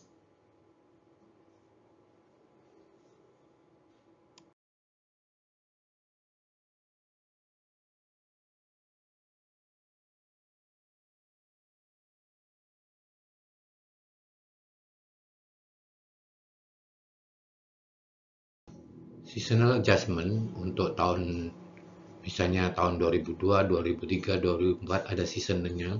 Seasonnya ada di, kalau kita lihat permintaan per quarter, quarter 1, 2, triwulan 1, 2, 3, dan 4, maka terlihat ada bentuk pola yang berbeda di Januari dan di awal-awal kuartal agak tinggi, menurun, kemudian meninggi lagi di akhir tahun. Demikian juga di tahun berikutnya dan tahun berikutnya. Nah, ini semua dihitung season 1, yaitu season kuartal 1 adalah 0,28, season kedua ini 0,20 dan seterusnya. Nah, dari sini perhitungannya ya tinggal season 1 adalah 42 dibagi total, dan semuanya dibagi dengan total, sehingga untuk season 25 itu akan menjadi angka tertentu. Mari kita lihat di season 2005 kan bahwa di 2005 Y sama dengan tahun 097 kali sekian kalikan 4,30 X sama dengan 58,7. Jadi season faktor satunya 16, 11, 8, dan 21. Seperti itu. Oke. Kita lanjut dengan berikutnya. Akurasi dari forecast atau yaitu satu forecast error. Perbedaan antara forecast dengan actual demand yang diprediksi dan demand yang actualnya. Kemudian ada pengukurannya yaitu dengan cara mean absolute deviation. Jadi kemudian ada lagi mean absolute percentage deviation. Bisa juga dilakukan dengan cara mencari cumulative error dan average error atau bias. Ini adalah 4 cara mencari itu tadi. Selanjutnya adalah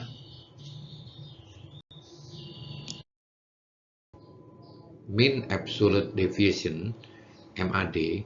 Maka kita jumlahkan secara absolut, jadi harga mutlak DT, demand ke T, dikurangin forecast ke T dibagi N, di mana T-nya adalah periodnya tentunya, DT berarti demand pada periode ke T, FT forecast pada periode T atau prediksi pada periode T, dan N adalah jumlah periodenya. Sedangkan tanda garis tegak ini tentunya harga mutlak atau absolut dari nilai itu. berapapun harganya menjadi positif ya.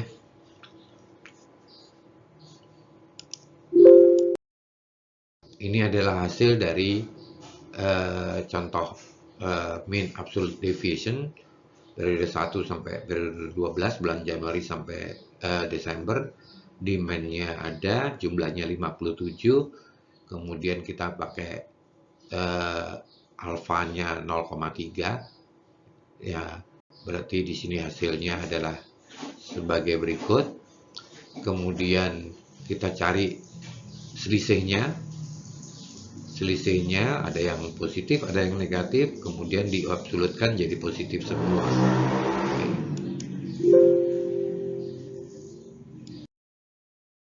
Jadi kalau kita lihat di sini bahwa perhitungan MAD sama dengan sigma DT dikurangin FT, demand ke T dengan forecast ke T dibagi jumlah datanya. Jadi 53,39 dibagi 11 sama dengan 4,85. Nah, kalau Anda lihat ada juga cara mengukur yang lainnya adalah mean absolute percent deviation MAPD, di mana jumlah harga mutlak dibagi jumlah DT. Kemudian ada lagi kumulatif error, E sama dengan sigma error dari masing-masing, dan average error berarti E sama dengan sigma error dibagi M.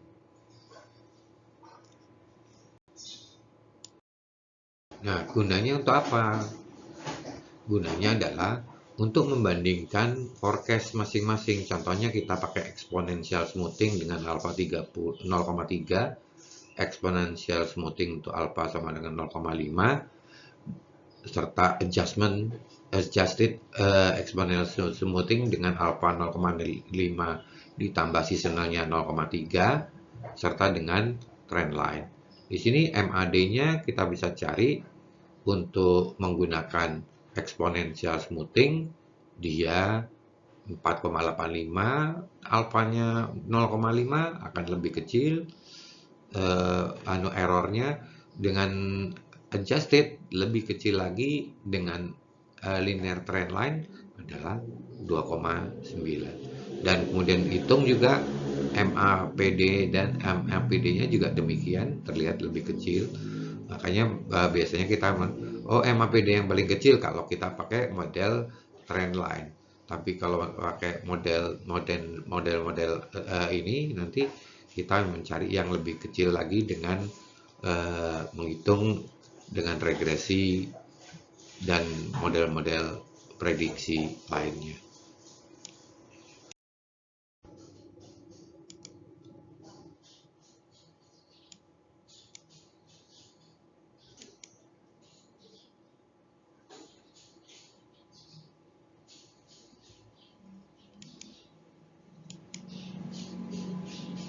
Setelah sebuah model peramalan diimplementasikan, pekerjaan kita belum selesai. Kita harus terus memantau performanya untuk memastikan model tersebut tetap akurat dari waktu ke waktu. Inilah yang kita sebut dengan kontrol peramalan atau forecast control. Alat utama yang kita gunakan untuk ini adalah sinyal pelacakan atau tracking signal. Tujuan utamanya adalah untuk memonitor apakah ramalan kita memiliki bias, yaitu kecenderungan untuk secara konsisten terlalu tinggi atau terlalu rendah. Ramalan yang baik seharusnya memiliki kesalahan yang acak, bukan yang sistematis. Mari kita lihat formulanya. Pembilangnya, sum, D garis bawah T, F garis bawah T, adalah kesalahan kumulatif, disingkat E. Ini adalah penjumlahan dari semua kesalahan peramalan dari waktu ke waktu. Jika ramalan kita tidak bias, kesalahan positif dan negatif akan saling meniadakan, dan jumlah ini akan mendekati nol. Penyebutnya, MET, adalah rata-rata kesalahan absolut kita. Ini berfungsi sebagai unit pengukuran standar untuk besarnya kesalahan. Jadi, tracking signal pada dasarnya mengukur seberapa besar kesalahan kumulatif kita jika dibandingkan dengan rata-rata kesalahan normalnya. Bagaimana kita menggunakannya? Kita menetapkan batas control limits. Yang paling sering digunakan adalah antara 2 hingga 5 METs. Jika nilai tracking signal kita keluar dari rentang ini, misalnya di atas +4 atau di bawah -4, itu adalah sinyal peringatan. Ini memberitahu kita bahwa model peramalan kita kemungkinan besar sudah tidak valid lagi dan perlu ditinjau ulang, disesuaikan, atau diganti.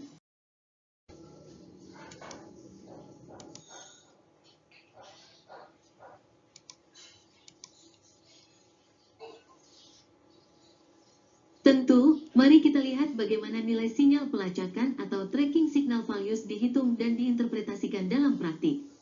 Tabel ini memberikan contoh perhitungan langkah demi langkah. Mari kita bedah kolom-kolomnya. DEMAND, D garis bawah T, dan FOLECAST, F garis bawah T, adalah data aktual dan ramalan kita. ERLOL adalah selisih sederhana antara keduanya, D garis bawah T, F garis bawah T. Sum E adalah kesalahan kumulatif, yaitu penjumlahan berjalan dari kolom ERLOL. Perhatikan bagaimana nilai ini terus meningkat, yang merupakan pertanda awal adanya masalah. MAD adalah mean absolute deviation yang dihitung secara berjalan. Dan kolom terakhir yang paling penting, TRACKING signal, dihitung dengan membagi kesalahan kumulatif, sum E, dengan MAD. Mari kita lihat contoh perhitungannya untuk periode 3, seperti yang ditunjukkan di bagian bawah slide. Kesalahan kumulatif hingga periode 3 adalah pukul 6.10. MAD pada periode 3 adalah pukul 3:05. Maka, tracking signal pada periode 3, TS garis bawah 3, adalah pukul 6.10 dibagi pukul 3:05, yang hasilnya adalah pukul 2. Sekarang, mari kita interpretasikan hasilnya. Ingat, kita biasanya menetapkan batas kontrol, misalnya tanda kurang lebih 4. Pada awalnya, nilai tracking signal masih dalam batas wajar, pukul 1, pukul 2, 1.62. Namun, perhatikan apa yang terjadi mulai dari periode 6.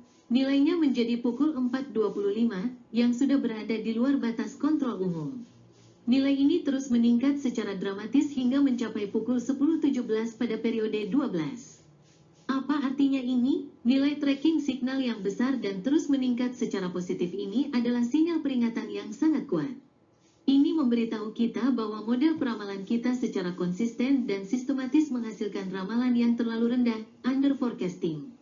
Model ini memiliki bias yang signifikan dan tidak lagi bisa diandalkan. Ini adalah saatnya bagi manajer untuk mengintervensi, mengevaluasi ulang modelnya, dan mungkin menggantinya dengan yang lebih baik.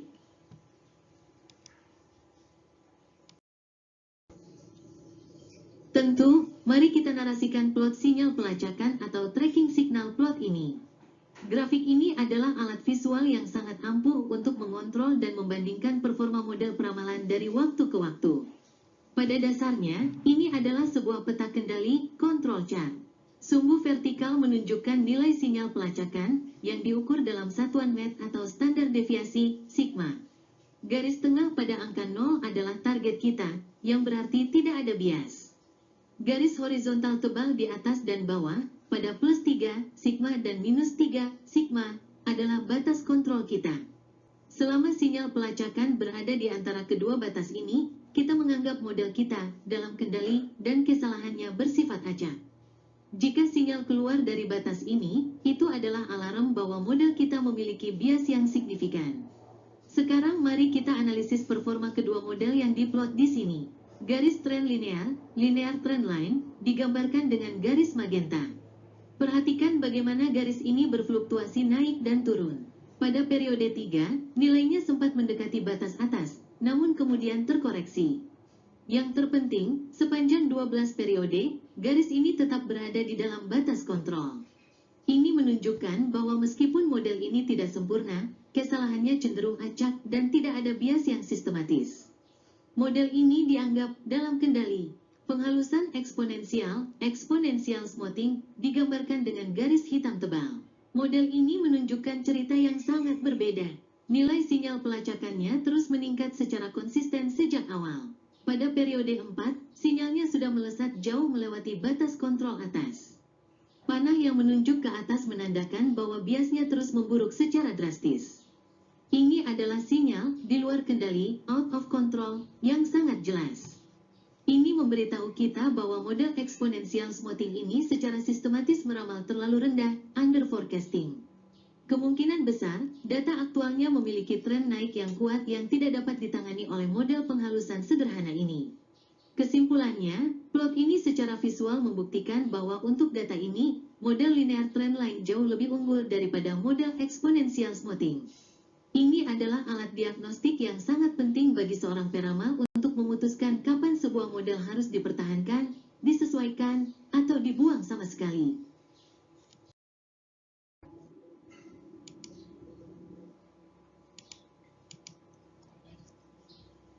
Tentu, mari kita bahas alat lain yang sangat powerful untuk mengontrol akurasi peramalan, yaitu peta kendali statistik atau statistical control charts.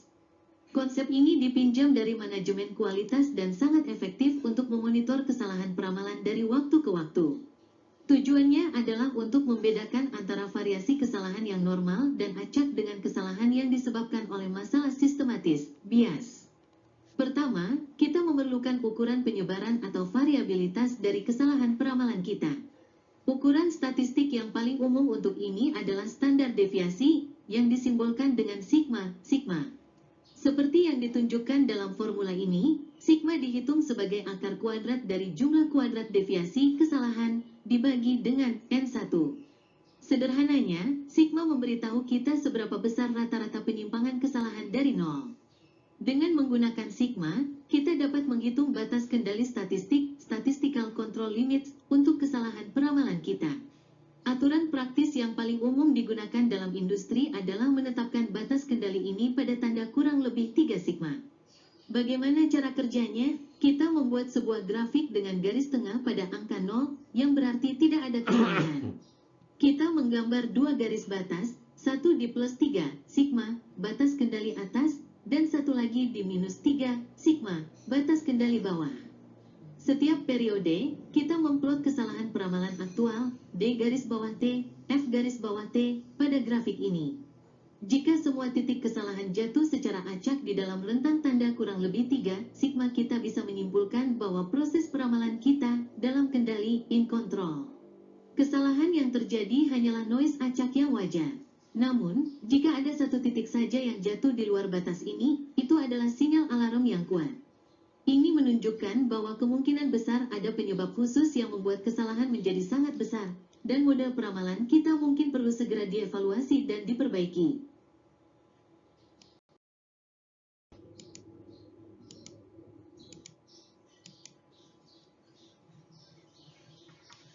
Tentu, mari kita narasikan peta kendali statistik atau statistical control charts ini, yang merupakan visualisasi dari konsep yang baru saja kita diskusikan. Grafik di hadapan Anda adalah sebuah peta kendali untuk kesalahan peramalan. Ini adalah alat diagnostik yang sangat ampuh. Mari kita bedah komponen-komponennya. Garis tengah putus-putus berada pada angka 0. Ini adalah target kita.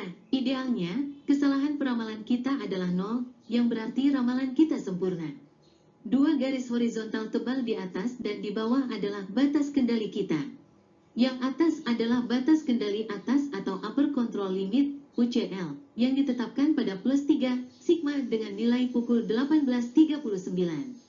Yang bawah adalah batas kendali bawah atau lower control limit, LCL, yang ditetapkan pada minus 3, sigma dengan nilai minus 18.39. Garis hitam yang berfluktuasi adalah plot dari kesalahan peramalan aktual, D garis bawah T, F garis bawah T, untuk setiap periode, dari periode 2 hingga 12. Bagaimana kita menginterpretasikan grafik ini? Aturannya sederhana, selama semua titik kesalahan berada di dalam rentang antara UCL dan LCL, kita dapat menyimpulkan bahwa proses peramalan kita dalam kendali in control. Seperti yang bisa kita lihat dengan jelas pada grafik ini, meskipun kesalahan peramalan kita berfluktuasi dari periode ke periode, kadang positif, kadang negatif, semua titiknya tetap berada di dalam batas kendali tanda kurang lebih 3, sigma. Ini adalah kabar baik. Ini memberitahu kita bahwa variasi kesalahan yang kita lihat kemungkinan besar adalah variasi acak yang wajar, common cause variation, dan bukan disebabkan oleh masalah fundamental atau bias sistematis dalam model peramalan kita. Berdasarkan peta kendali ini, kita dapat dengan percaya diri melanjutkan penggunaan model peramalan kita tanpa perlu melakukan intervensi atau perubahan.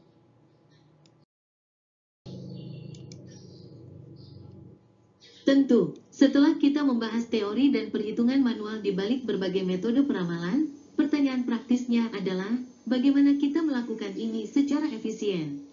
Slide ini memberikan jawabannya. Kita dapat menggunakan alat yang sangat kuat dan sudah ada di sebagian besar komputer kita, yaitu Microsoft Excel. Kabar baiknya adalah Anda tidak memerlukan perangkat lunak statistik yang mahal atau rumit untuk mulai menerapkan peramalan deret waktu. Excel menyediakan fungsi dan alat bawahan untuk menjalankan semua metode utama yang telah kita pelajari.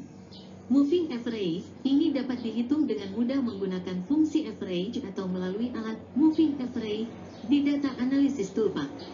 Exponential smoothing, Excel juga memiliki alat exponential smoothing khusus di data analisis toolpath yang mengotomatiskan perhitungan iteratif untuk kita.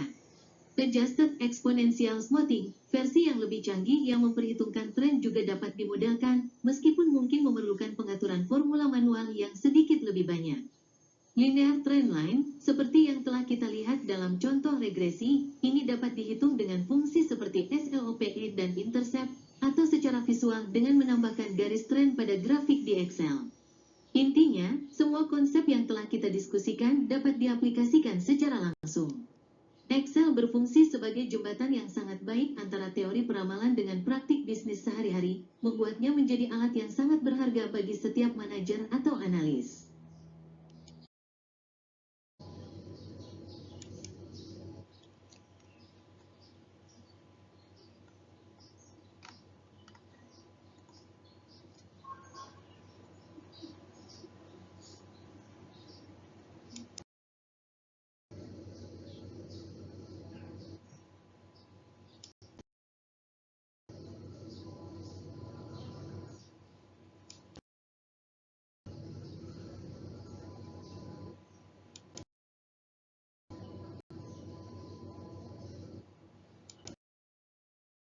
Sejauh ini, semua metode deret waktu yang kita bahas memiliki satu kesamaan, mereka hanya melihat data historis permintaan itu sendiri untuk meramal masa depan.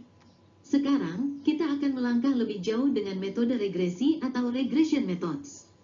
Pendekatan ini berbeda secara fundamental.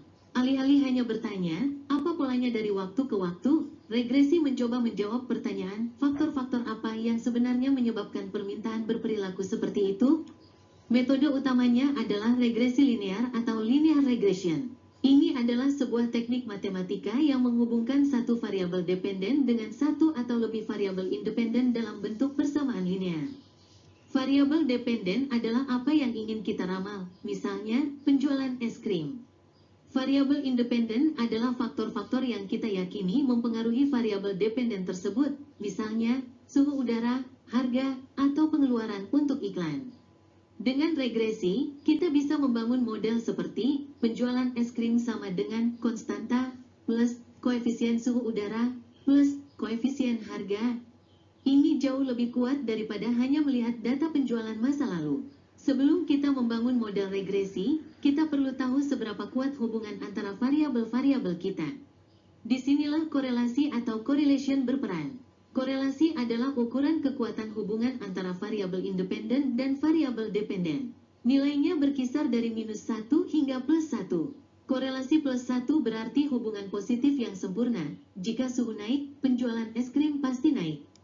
Korelasi -1 berarti hubungan negatif yang sempurna. Jika harga naik, penjualan pasti turun.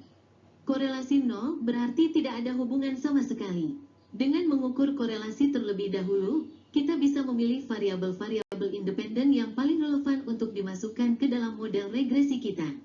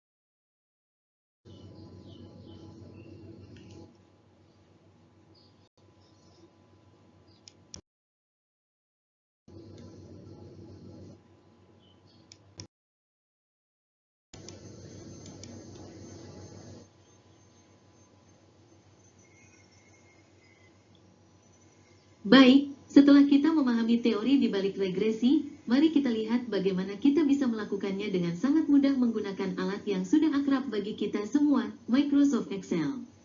Slide ini menunjukkan contoh analisis regresi dengan Excel. Mari kita lihat studi kasusnya. Di sini, sebuah universitas ingin meramal jumlah penonton pertandingan, Y, attendance, berdasarkan jumlah kemenangan timnya, X, wins. Kabar baiknya adalah kita tidak perlu menghitung manual semua formula A dan B yang rumit itu. Excel memiliki fungsi bawahan yang akan melakukannya untuk kita. Untuk menghitung intercept atau A, kita cukup menggunakan fungsi sama dengan intercept, rank garis bawah Y, rank garis bawah X. Dalam contoh ini, hasilnya adalah 18.464.37. Untuk menghitung slope atau B, kita gunakan fungsi sama dengan SLOPE, rank garis bawah Y, rank garis bawah X. Hasilnya adalah 4060.92. Untuk mengukur kekuatan hubungan, kita hitung korelasi R dengan fungsi sama dengan CORREL, rank garis bawah Y, rank garis bawah X. Hasilnya 0.9478, yang sangat dekat dengan 1, menunjukkan hubungan positif yang sangat kuat. Dengan nilai A dan B ini, kita bisa langsung membentuk persamaan regresi kita, Y sama dengan 18.464.37 plus 4060.92X.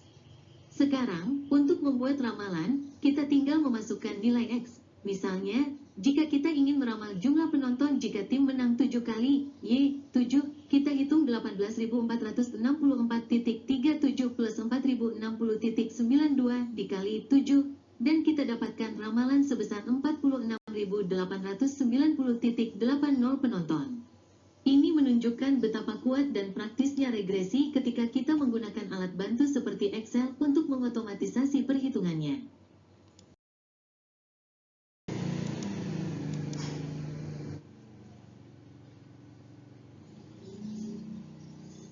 Baik, rekan-rekan, sejauh ini kita telah membahas metode untuk data yang stabil dan data yang memiliki tren.